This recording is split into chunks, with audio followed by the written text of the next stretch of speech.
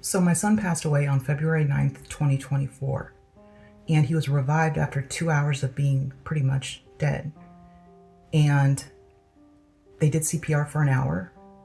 They took him to the hospital and put him on life support because that's how they get organs pretty much. They have to have the heart beating, so they revived him even though they knew he was already dead, okay? They didn't tell us anything, right? So basically, we kept him alive thinking that we didn't know the situation, so we didn't pull the plug. We should have pulled the plug because they should have been honest with us and told us that, he was dead when we found him, but we did revive him. Can we please have his organs? That would be nice. But they didn't do that. Instead, they pretended like they didn't know how he fell. And they pretty much played this game of, oh my God, what if he lives type shit when they knew he was already dead.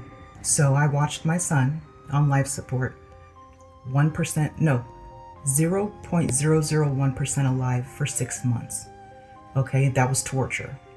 And they had him on fentanyl the entire time. And that's what he, passed away from. So it was weird, like why they did that, I don't know. But I think I know who was in charge of doing that or whatever.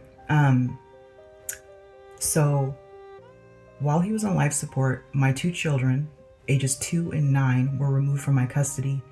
And it was because the sole reason why was because Jamia McRae wanted to give my son to a black man. Okay, because she wanted his father to get guardianship of him. My son had 0 assets and he hadn't spoken to his father in years. So basically, that was part of the reason he was so heavy into fentanyl, because his father was ignoring him. And it didn't matter. The commissioner gave him guardianship because I think that Jamia wanted to make me look like I lost my kids and I'm so unstable and I'm the reason why my son's on life support kind of thing.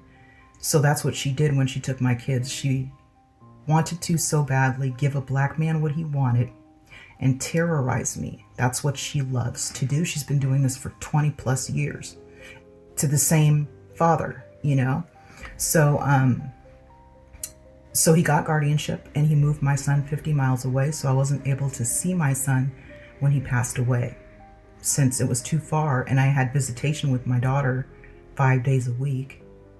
But yeah, I couldn't afford to even drive down there. I couldn't even work.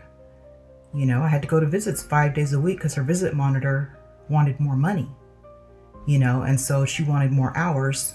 So it made no sense at all. But Jamia McRae was the core issue. She was the reason why